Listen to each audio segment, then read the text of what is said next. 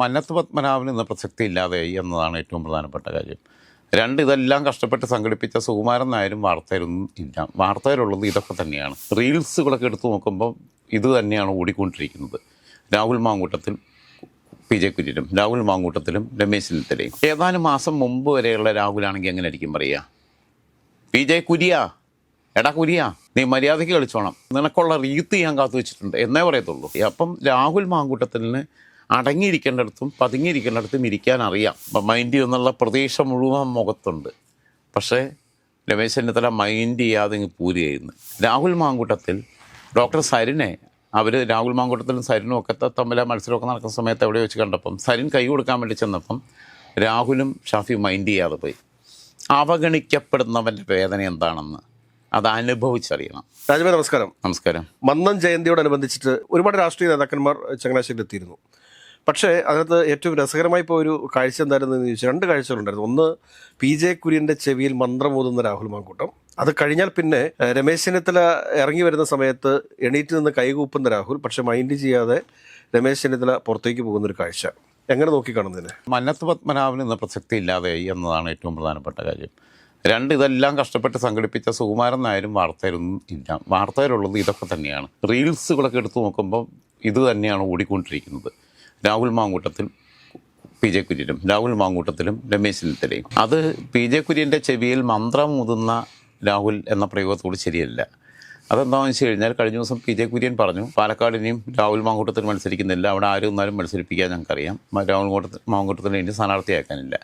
പറയുന്നത് P J കുര്യനാണ്. P J Kurian ആരാണെന്ന് ആലോചിച്ച് നോക്കണം. പി ജെ കുര്യൻ ഒരു കാലത്ത് ഇന്ത്യൻ രാഷ്ട്രീയത്തിൽ ശ്രദ്ധിക്കപ്പെട്ട ഒരാളാണ്. ഒരുപാട് വിവാദങ്ങളിലൂടെ കടന്നു വന്നെങ്കിലും സോണിയാഗാന്ധിയിലേക്ക് വിശ്വസ്തനായിരുന്നു, രാജ്യസഭാ ചെയർമാനായിരുന്നു. ആ സമയത്ത് അദ്ദേഹത്തിന് ബി ജെ പിയുടെ ഓഫർ ഉണ്ടായിരുന്നതാണ് അവർ ഉപരാഷ്ട്രപതി സ്ഥാനം വാഗ്ദാനം ചെയ്തിട്ടുള്ളതാണ്. അത് അദ്ദേഹം സ്വീകരിച്ചിരുന്നെങ്കിൽ അദ്ദേഹത്തിന് അതാകാമായിരുന്നു. രാഷ്ട്രപതി സ്ഥാനം പിന്നെ കൊടുക്കുകയോ ഇല്ലയോ എന്നുള്ളത് വേറെ കാര്യം. ഇപ്പോൾ വെങ്കയ്യ നായിഡുവിനെ പോലെ 5 വർഷത്തെ ഉപരാഷ്ട്രപതി സ്ഥാനം കഴിയുമ്പോൾ പോയിക്കൊള്ളാൻ പറഞ്ഞു കഴിഞ്ഞാലും പിന്നെ ഏക്കർ കണക്കിന് സ്ഥലവും ശിഷ്ടകാലം മുഴുവൻ സുഖമായിട്ട് ജീവിക്കാനുള്ള രാജ്യത്തെ ഏറ്റവും കണ്ണായ പ്രദേശത്താണ് കൊടുക്കുന്നത്. ഇവരുടെ വിശ്രമ ജീവിതം ഭയങ്കരമാണ്. അത് വേണ്ടാന്ന് വെച്ച ആളാണ് പി ജെ കുര്യൻ. അതായത് കോൺഗ്രസിന് ഡെഡിക്കേറ്റഡ് ആയിരുന്നു. പുള്ളിക്ക് ഇനി ഇപ്പോൾ ഒരു പഞ്ചായത്ത് മെമ്പർ ആവണമെന്ന് പോലും ആഗ്രഹമില്ല എന്നുള്ളത് സത്യമുള്ള കോൺഗ്രസ്സുകാരനായിട്ട് മരിച്ചു പോയാൽ മതി, അല്ലാതെ വേറെ ആഗ്രഹമൊന്നുമില്ല. അപ്പം പിന്നെ ഇത് പറഞ്ഞപ്പം അതിന് പോയിട്ട് രാഹുൽ ആദ്യം നിന്ന് സംസാരിച്ച് കഴിഞ്ഞിട്ട് പിന്നീട് പുള്ളിയുടെ അടുത്തിരിക്കാൻ അവസരം കിട്ടുന്നു, ഇരുന്ന് പറയുന്നു, ഓക്കെ പിന്നെ ചേട്ടാ എന്നെ ഉപദ്രവിക്കല്ലേ എന്നൊക്കെ ആയിരിക്കും പറഞ്ഞിട്ടുണ്ടാകുക. അത് ആലോചിക്കേണ്ട കാര്യം. ഏതാനും മാസം മുമ്പ് വരെയുള്ള രാഹുലാണെങ്കിൽ എങ്ങനെ ആയിരിക്കും പറയുക? പി ജെ കുര്യ, എടാ കുര്യ, നീ മര്യാദയ്ക്ക് കളിച്ചോണം, നിനക്കുള്ള റീത്ത് ഞാൻ കാത്തു വെച്ചിട്ടുണ്ട് എന്നേ പറയത്തുള്ളൂ. കാരണം അവർ തമ്മിൽ ഇതിന് മുമ്പ് ക്ലാഷ് ഉണ്ടായിട്ടുണ്ട്. യൂത്ത് കോൺഗ്രസ് സമരം വളരത്തിലൊന്നും ശക്തമായിട്ട് ഇടപെടുന്നില്ല, സമരങ്ങൾ തുടർന്നുകൊണ്ട് പോകുന്നില്ല, യൂത്ത് കോൺഗ്രസ് നിർജ്ജീവമാണ്, വെറും റീൽസ് മാത്രമേ ഉള്ളെന്ന് പറഞ്ഞപ്പം രാഹുൽ മാങ്കൂട്ടത്തിൽ നന്നായിട്ട് ശക്തമായിട്ട് പ്രതിഷേധിച്ചതാണ്. പക്ഷേ ഈ വിഷയത്തിൽ രാഹുൽ മാങ്കൂട്ടത്തിൽ പ്രതിഷേധിച്ചില്ല. അത് പ്രതിഷേധിച്ചു കഴിഞ്ഞാൽ ഒന്നുകൂടെ അവസ്ഥ മോശമാകും എന്ന് മനസ്സിലായി. അപ്പം രാഹുൽ മാങ്കൂട്ടത്തിന് അടങ്ങിയിരിക്കേണ്ടിടത്തും പതുങ്ങിയിരിക്കേണ്ടിടത്തും ഇരിക്കാൻ അറിയാം. പതുങ്ങുന്നത് ചാടാനാണ് എന്നൊക്കെ പറയുന്നുണ്ട്, പക്ഷേ ചാടത്തില്ല എന്നും ഞാൻ പറയുന്നില്ല. കാരണം അങ്ങനെയാണ് രാഹുൽ മാങ്കൂട്ടത്തിൻ്റെ രീതിയൊക്കെ ഉള്ളത്. പക്ഷേ രാഹുൽ മാങ്കൂട്ടത്തിൽ എപ്പോഴും കാണുന്ന ആ തൻ്റേടിയായ ആ രാഹുൽ മാങ്കൂട്ടത്തിലാണെങ്കിൽ ധാർഷ്ട്യമുള്ള അത് ധാർഷ്ട്യവും അഹങ്കാരവും മാത്രമായിരുന്നു ആൾക്കൂട്ടം കണ്ടിട്ടുള്ള തിണ്ണമെടുക്കായിരുന്നു എന്നുള്ളത് തെളിയിക്കപ്പെടുകയാണ് ചെയ്തത്.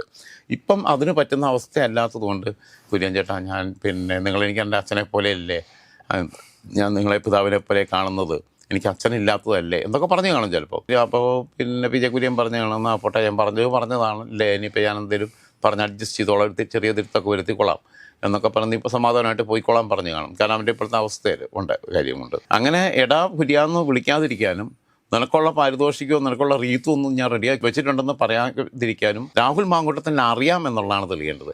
വേറൊന്ന് ശ്രദ്ധിക്കേണ്ടത് രമേശ് ചെന്നിത്തലയുടേതാണ്. രമേശ് ചെന്നിത്തലയുടേത് ശ്രദ്ധിക്കുക എന്ന് പറഞ്ഞാൽ രമേശ് ചെന്നിത്തല ഇങ്ങോട്ട് ഇറങ്ങി വരുമ്പം രാഹുൽ ഇങ്ങനെ എഴുന്നേറ്റ് നിൽക്കുന്നു, മൈൻഡ് എന്നുള്ള പ്രതീക്ഷ മുഴുവൻ മുഖത്തുണ്ട്. പക്ഷേ രമേശ് ചെന്നിത്തല മൈൻഡ് ചെയ്യാതെ ഇങ്ങ് പൂരി ചെയ്യുന്നു. കൂടെയുള്ള ആളുകളെ വിളിക്കാൻ ശ്രമിച്ചിട്ട് രമേശ് ചെന്നിത്തല കെയർ ചെയ്യാതെ പൂരി ചെയ്യുന്നത്, ഒരു രീതിയിൽ മൈൻഡ് ചെയ്തില്ല. തൊട്ടുപിറകെ വന്ന ആന്റണിയും മൈൻഡ് ചെയ്യാതെ അവഗണിക്കുകയാണ് ചെയ്തത്. ആ അവഗണന രാഹുൽ മാങ്കൂട്ടത്തിൽ ഒന്നുകൂടെ തിരിച്ചറിവിന് ഇടയാക്കട്ടെ എന്നാണ് ഞാൻ ആഗ്രഹിക്കുന്നത്. കാരണം രാഹുൽ മാങ്കൂട്ടത്തിൽ ശ്രദ്ധിക്കേണ്ട കാര്യം, കഴിഞ്ഞ ദിവസം നമ്മൾ കണ്ട കാഴ്ചയുണ്ട്. പി വി അൻവർ വരുമ്പം വി ഡി സതീശനെ കെട്ടിപ്പിടിക്കുന്നു. മുക്കാൽ പിണറായിയാണ്. മറ്റേ മീൻ വണ്ടിയിൽ പൈസ കൊണ്ടുവന്ന ആളാണ്, 150 കോടി. അതും മീൻ വണ്ടി കൊണ്ടുവന്ന ആളാണ്. പിന്നെ പുനർജനിയിൽ അഴിമതി നടത്തിയ ആളാണ്. അപ്പോൾ അങ്ങനെയൊക്കെയുള്ള ആളെയാണ് വന്ന് കെട്ടിപ്പിടിക്കുന്നത്. നിയമസഭയിൽ നിന്ന് ഈ വർത്തമാനമൊക്കെ പറഞ്ഞ അൻവറാണ്. ഈ അൻവർ ഈ ആലിംഗന രാഷ്ട്രീയത്തെ ഇതിനു മുമ്പ് എതിർത്തതാണ്. ആര്യാടൻ മുഹമ്മദും സ്വരാജും തമ്മിൽ കെട്ടിപ്പിടിച്ചതുപോലെ അത് ശരിയായില്ല എന്നും ഒരു സ്ഥലത്ത് വെച്ച് ഇങ്ങനെ കൈ കൊടുത്തപ്പോൾ കൊടുത്തോ പക്ഷെ കെട്ടിപ്പിടിക്കാൻ പറ്റരുതെന്ന് പറഞ്ഞ ആളാണ്. ആര്യാടൻ ഷൗക്കത്ത് അവിടെ ഉണ്ടായിരുന്നെങ്കിൽ ആര്യാടൻ ഷൗക്കത്തിനെയും അൻവർ ആലിംഗനം ചെയ്യുമായിരുന്നു എന്ന് ഞാൻ എഴുതി വെക്കുകയാണ് അതിനകത്ത്. അപ്പം അൻവറിന് ആ മാറ്റം വന്നു. ഇതേപോലെ തന്നെയാണ് രാഹുൽ മാങ്കൂട്ടത്തിൻ്റെയും ഒരു അവസ്ഥ എന്ന് പറയുന്നത്. രാഹുൽ മാങ്കൂട്ടത്തിൽ ഡോക്ടർ സരിനെ രാഹുൽ മാങ്കൂട്ടത്തിലും സരിനും ഒക്കെ തമ്മിൽ മത്സരമൊക്കെ നടക്കുന്ന സമയത്ത് എവിടെ വെച്ച് കണ്ടപ്പം സരിൻ കൈ കൊടുക്കാൻ വേണ്ടി ചെന്നപ്പം രാഹുലും ഷാഫിയും മൈൻഡ് ചെയ്യാതെ പോയി. അവഗണിക്കപ്പെടുന്നവൻ്റെ വേദന എന്താണെന്ന് അത് അനുഭവിച്ചറിയണം. അങ്ങനെ ഉണ്ടല്ലോ. അതുമല്ല, ഇവർ തമ്മിൽ വേറെ ശത്രുതയൊന്നുമില്ലല്ലോ. അപ്പോൾ അങ്ങനത്തെ ശത്രുതയൊന്നും നിലവിലില്ലാത്ത സ്ഥിതിക്ക് രണ്ടുപേരും സ്ഥാനാർത്ഥികളാണെങ്കിലും അവിടെ വെച്ച് കാണുമ്പോൾ അത് മൈൻഡ് ചെയ്യണമായിരുന്നു. അതിനെ അവഗണിച്ച് വിടാൻ പാടില്ലായിരുന്നു. അത് അഹങ്കാരമാണ്. ആ അഹങ്കാരത്തിനുള്ള ദൈവം തിരിച്ച് ഓരോ അവസരങ്ങൾ കൊടുക്കുകയാണ്. ആ അഹങ്കാരം കാണിക്കുമ്പം അഹങ്കാരം കാണിക്കുമ്പോൾ അവരനുഭവിച്ച വേദന എന്താണ് എന്ന് മറ്റുള്ളവർ എന്നെ അവഗണിക്കുമ്പോൾ ഇവർ അഹങ്കാരം കാണിച്ചിട്ടല്ല അവഗണിച്ച് അവനെ മൈൻഡ് ചെയ്യാൻ മാത്രം ഇല്ല എന്നുള്ള രീതിയിലാണ്. അപ്പം എന്നെ അവഗണിക്കുമ്പോൾ എനിക്കുണ്ടാവുന്ന വേദനയിൽ നിന്നാണ് ഞാൻ തിരിച്ചറിയുക. അത് രാഹുൽ മാങ്കൂട്ടത്തിൽ തിരിച്ചറിയട്ടെ എന്നുള്ളതാണ് ഞാൻ കരുതുന്ന കാര്യത്തിനകത്ത്. പിന്നെ ഉള്ള ഒരു സാധനം എന്ന് പറഞ്ഞു കഴിഞ്ഞാൽ ഇപ്പം പാലക്കാട് മണ്ഡലവുമായിട്ട് ബന്ധപ്പെട്ട പാലക്കാടെന്ന് പറഞ്ഞു കഴിഞ്ഞാൽ പാലക്കാട് മണ്ഡലത്തിലേക്ക് പോകാമെന്ന് എനിക്ക് തോന്നി ഇതുമായിട്ട് ബന്ധപ്പെട്ട്. ഇപ്പോൾ കുര്യൻ്റെ കാര്യം ഇതൊക്കെ പറഞ്ഞ സ്ഥിതിക്ക് രണ്ടാമത്തെ കാര്യം ഇനിയിപ്പോൾ വരുമ്പോൾ പാലക്കാട് നിൽക്കുമോ നിൽക്കില്ല എന്നുള്ളതാണ്. PJ കുര്യൻ പറഞ്ഞ ഇനി നിർത്തത്തില്ല, വേറെ ആൾക്കാർ ഇഷ്ടം പോലെ നിൽക്കാനുണ്ട് എന്ന് പറഞ്ഞു. അതിൻ്റെ ആണല്ലോ ഇപ്പം രാഹുലിന് നെഞ്ചു പൊട്ടിയിട്ട് ചെന്ന് പറഞ്ഞിട്ടുള്ളത്, എന്നെ ദ്രോഹിക്കല്ലേ, എനിക്കെന്നെ എങ്ങനെ നിൽക്കണം, അപ്പോൾ ഇനി എന്നെ ദ്രോഹിക്കല്ലേ, നിങ്ങളിങ്ങനെ പറഞ്ഞു കഴിഞ്ഞാൽ ഞാൻ എന്ത് ചെയ്യും, എന്നെ പാലക്കാട് നിർത്തുകയും കൂടെ ചെയ്തിട്ടില്ലെങ്കിൽ ഞാൻ ആത്മഹത്യ ചെയ്ത് കളയും. കാരണം ആത്മഹത്യാ ഭീഷണി സ്ഥിരമായിട്ട് മുഴക്കുന്ന ഒരാളാണ് രാഹുൽ. ആത്മഹത്യാ ഭീഷണി മുഴക്കിയിട്ടാണല്ലോ ഞാൻ ഇവിടുന്ന് ചാടുന്നു പറഞ്ഞിട്ടാണല്ലോ ഇപ്പം എന്നെ കൊണ്ട് മരുന്ന് കഴിപ്പിച്ചതൊക്കെ. അപ്പം അങ്ങനെ ആത്മഹത്യാ ഭീഷണി എന്ന് പറയുന്ന ഒരാട്ടപ്പ് സ്ഥിരമായിട്ട് കൊണ്ടു നടക്കുന്നതാണ്. എന്നെ യൂത്ത് കോൺഗ്രസ് പ്രസിഡന്റ് ആക്കിയിട്ടില്ലെങ്കിൽ ഞാൻ ആത്മഹത്യ ചെയ്യും, ആത്മഹത്യ ചെയ്യും. അപ്പോൾ ഹെഡ് മാഷ് പറഞ്ഞു അവൻ ആത്മഹത്യ ചെയ്താൽ ഞാനും ആത്മഹത്യ ചെയ്യും എന്ന് പറഞ്ഞു. അങ്ങനെയാണ് മൊത്തം ആത്മഹത്യയായത്.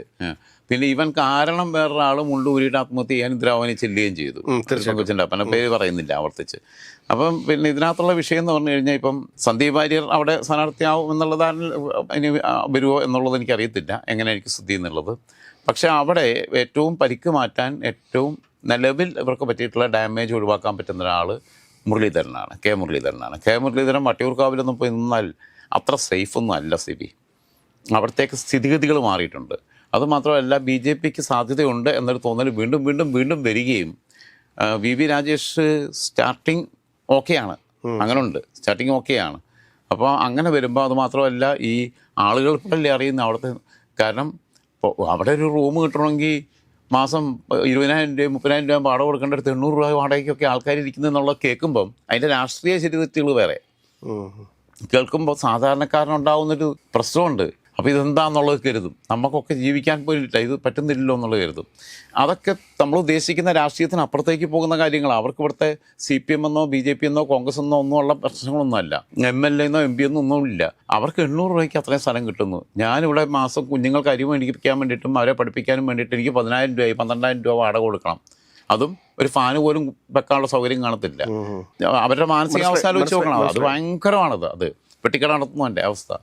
അപ്പോൾ ഈ സാധനങ്ങളൊക്കെ കൂടെ റിഫ്ലക്റ്റ് ചെയ്യുമ്പോൾ അവിടെ വട്ടിയൂർക്കാവ് മുരളിക്ക് വലിയ സേഫ് ഒന്നും ആയിരിക്കത്തില്ല എന്ന് തന്നെയാണ് ഞാൻ വിശ്വസിക്കുന്നത്. തിരുവനന്തപുരം ജില്ലയ്ക്കകത്ത് കോൺഗ്രസ്സിന് പിടിച്ചു നിൽക്കാവുന്ന മത്സരിക്കാവുന്ന കുറച്ച് മണ്ഡലങ്ങളേ ഉള്ളൂ. ബാക്കിയുള്ളിടത്തുള്ള മത്സരങ്ങൾ മറ്റൊരു രണ്ടുപേരും തമ്മിൽ തന്നെ വരുന്ന അവസ്ഥയിലേക്ക് എത്തും. അതിനകത്ത് ഏറ്റവും കൂടുതൽ സീറ്റ് പിടിക്കാൻ അവർ സാധ്യത കാണുന്ന ജില്ലകളിലൊന്നും തിരുവനന്തപുരമാണ്. തീർച്ചയായിട്ടും. ഇപ്പോൾ കഴക്കൂട്ടം, നേമം, വട്ടിയൂർക്കാവ് തുടങ്ങിയിട്ടുള്ള മണ്ഡലങ്ങളൊക്കെ. കോവളത്ത് മാത്രമായിരിക്കും കോൺഗ്രസും LDF അല്ലെങ്കിൽ ആയിട്ട് മത്സരം വരാൻ സാധ്യത. അതെ. ബാക്കി എല്ലാ സ്ഥലത്തും BJP ചിത്രത്തിലുണ്ട്. ഈവൻ നെടുമങ്ങാടുണ്ട്, BJP ഒക്കെ ഉണ്ട്. ത്രികോണ മത്സരം തന്നെ എല്ലായിടത്തും വരിക. അപ്പം എന്താണെന്ന് വെച്ച് കഴിഞ്ഞാൽ മുരളിയെ സംബന്ധിച്ചിടത്തോളം മുരളിക്കൊരു ജയിക്കാവുന്ന സീറ്റ് കൊടുക്കണം. ജയിക്കാവുന്ന സീറ്റ് എന്ന് പറഞ്ഞു കഴിഞ്ഞാൽ BJP 3-ാം സ്ഥാനത്ത് ശക്തിയായ സീറ്റ് കൊടുക്കരുത്. 3-ാം സ്ഥാനത്ത് നിൽക്കുന്ന ഒരു മണ്ഡലം ഇന്ന് കേരളത്തിലെ 140 മണ്ഡലങ്ങളിലും അവർക്ക് അത്യാവശ്യം വോട്ടുണ്ട്. മലപ്പുറത്തെ ചില മണ്ഡലങ്ങൾ ഒഴിച്ചാൽ അവർ 3-ാം സ്ഥാനത്ത് നിൽക്കുന്നിടത്ത് കൊണ്ടുപോയിട്ട് മുരളിയെ പോലെ ഒരാളെ നിർത്തി കഴിഞ്ഞാൽ അവരുടെ വോട്ട് അവർ മറിച്ച് മുരളിയെ തോപ്പിക്കും. അപ്പം അതുകൊണ്ട് പിന്നെ മുരളിയെ തോപ്പിക്കും. അതേസമയം തന്നെ VT ബലറാമിനെ തോപ്പിച്ചതുപോലെ ഒക്കെ തന്നെ അവർ ചെയ്യും. അതേസമയം തന്നെ BJPക്ക് ജയപ്രതീക്ഷയുള്ളൊരു മണ്ഡലത്തിൽ വേണം മുരളിയെ കൊണ്ടുപോയിടാൻ. അപ്പം പിന്നെ വോട്ട് മറിക്കത്തില്ല. അങ്ങനെയുള്ള മണ്ഡലമാണ് പാലക്കാട്. BJP ജയിക്കാൻ വേണ്ടി മത്സരിക്കുന്നിടത്താണ്. അവിടെ അവരെന്തായാലും മുരളിയെ തോപ്പിക്കാൻ വോട്ട് മറിക്കത്തില്ലല്ലോ. CPM ഒരിക്കലും മറിക്കത്തില്ല. അതേസമയം വട്ടിയൂർക്കാവിൽ നിന്ന് 2 പ്രാവശ്യം അവിടെ നിന്ന് 2011-ലും 2016-ലും മത്സരിച്ച് വിജയിച്ചു. 19 അവിടെ നിന്ന് വടകര നിൽക്കാൻ പറഞ്ഞപ്പോൾ വടകര നിന്നു. അത് കഴിഞ്ഞിട്ട് പിന്നെ നേമത്ത് 21 മത്സരിക്കാൻ പറഞ്ഞപ്പോൾ അവിടെ പോയിട്ട് നിന്നു. അവിടെ പോയിട്ട് ഇവരുടെ അക്കൗണ്ട് പൂട്ടിച്ചു. ആ ശത്രുതയാണ് ഇപ്പോൾ അവർക്കുള്ളത്. അത് കഴിഞ്ഞിട്ട് പിന്നെ വടകര വിട്ട് തൃശ്ശൂർ മത്സരിക്കാൻ പറഞ്ഞു. കയ്യിലുള്ള സീറ്റ് വേറെ ആൾക്ക് കൊടുത്തേച്ച് തോക്കാൻ പോകുന്ന സീറ്റിൽ പോയിട്ട് നിന്നു. അങ്ങനെ ശരിക്കും പറഞ്ഞാൽ രാഷ്ട്രീയത്തിൻ്റെ കോൺഗ്രസ് രാഷ്ട്രീയത്തിൽ റിസ്ക് എടുത്തതിൽ രക്തസാക്ഷിയാണ്. ബാക്കിയുള്ളവരെല്ലാം നല്ല സുഖമുള്ള മണ്ഡലങ്ങൾ തേടി നിൽക്കുക. അപ്പോൾ റിസ്ക് എടുക്കാൻ ഒരു ഫൈറ്ററാണ്. അപ്പോൾ ആ ഫൈറ്റർ എന്ന രീതിയിൽ അദ്ദേഹത്തെ പരിഗണിച്ചുകൊണ്ട് അദ്ദേഹത്തെ ഇങ്ങനെ BJP ജയിക്കാൻ വേണ്ടി മത്സരിക്കുന്ന ഒരു മണ്ഡലത്തിൽ വേണം കൊണ്ടുവന്നിടാൻ. അങ്ങനെ വരുമ്പോൾ BJPയുടെ വോട്ട് ക്രോസ് വോട്ടിങ് നടക്കത്തില്ല. അവരുടെ വോട്ട് വേറെ ആർക്കും മറിച്ച് കൊടുക്കത്തില്ല. അവർക്ക് ജയിക്കാനുള്ള സീറ്റാണ്. അപ്പോൾ അവിടെ കൊണ്ടുവന്ന് അദ്ദേഹത്തെ ഇടുകയാണെന്നുണ്ടെങ്കിൽ അവിടെ വരുമ്പം അദ്ദേഹത്തെ സംബന്ധിച്ചിടത്തോളം ജയിക്കുക തോക്കുക രണ്ടാമത്തെ കാര്യമാണത്. പക്ഷേ മുരളീധരൻ വരണമെന്നാണ് DCC കഴിഞ്ഞ തെരഞ്ഞെടുപ്പിൽ തന്നെ ആവശ്യപ്പെട്ടു, ഉപതെരഞ്ഞെടുപ്പിൽ തന്നെ. പക്ഷേ DCC ആവശ്യപ്പെട്ടിട്ടും ഷാഫി പറഞ്ഞു ഓന് സീറ്റ് കൊടുത്തിട്ടില്ലെങ്കിൽ ഓൻ ആത്മഹത്യ ചെയ്യും, ആത്മഹത്യ ചെയ്താൽ ഞാനും ആത്മഹത്യ ചെയ്യും എന്ന് പറഞ്ഞിട്ട് ചെയ്ത പണി അന്നത്തെ ആ ഒരു തെറ്റുതിരുത്തൽ എന്ന രീതിയിൽ, പ്രായശ്ചിത്തം എന്ന രീതിയിൽ മുരളീധരൻ ആ സീറ്റ് കൊടുക്കണം എന്നുള്ള അഭിപ്രായമാണ് എനിക്കുള്ളത്. ഷാഫിക്ക് സ്വാഭാവികമായും നിയമസഭയിലേക്ക് വരണം, മന്ത്രിയാവണം എന്നൊക്കെയുള്ള ആഗ്രഹം ഉണ്ടാവും. പക്ഷേ പാർലമെൻറ്റിലേക്ക് അങ്ങനെയാണെങ്കിൽ വലിയ തിരിച്ചടി അവരെ കാത്തിരിക്കും. നിലവിലുള്ള ആൾക്കാർ മത്സരിക്കുമെന്ന് പറഞ്ഞാൽ ചില ആളുകൾ പോയിട്ട് ചെയ്യുന്ന പോലെയല്ല. ഞാൻ വടകരയുടെ പുയ്യാപ്പള എന്ന് പറഞ്ഞിട്ട് അവിടെ നിന്ന് പിന്നെ വിട്ട് പോന്നു കഴിഞ്ഞാൽ വിശ്വാസയോഗ്യനല്ലാത്തൊരു വ്യക്തിയായിട്ട് വരും. കാരണം 5 വർഷത്തിനകം 3 തെരഞ്ഞെടുപ്പിൽ മത്സരിക്കാൻ പോവുക. അത് പൊതുവെ എല്ലാവർക്കും സംഭവിക്കുന്ന കാര്യമൊന്നുമല്ല. കാരണം ഇപ്പം 21-ൽ ഇവിടെ ജയിച്ചു, 24-ൽ ഇവിടെ നിന്ന് വടകരയ്ക്ക് പോയി, 26 ആകുമ്പോൾ പിന്നെയും വരിക എന്ന് പറഞ്ഞാൽ 5 വർഷത്തിനുള്ളിൽ 3 തെരഞ്ഞെടുപ്പിലും എനിക്ക് എല്ലാ ഇലക്ഷനിലും എനിക്ക് മത്സരിക്കണം എന്നുള്ള അവസ്ഥ വന്നു കഴിഞ്ഞാൽ അത് കോൺഗ്രസിന് ദോഷം ചെയ്യും. അങ്ങനെ ഒരു കാര്യം ചെയ്തു കഴിഞ്ഞാൽ അവർ അനുഭവിക്കുക എന്നല്ലാതെ വേറൊന്നും പറയാനില്ല. മുരളീധരനായിരിക്കും പാലക്കാട് നിന്ന് നിർത്താൻ പറ്റുന്ന കോൺഗ്രസിന് ഏറ്റവും മികച്ച സ്ഥാനാർത്ഥി.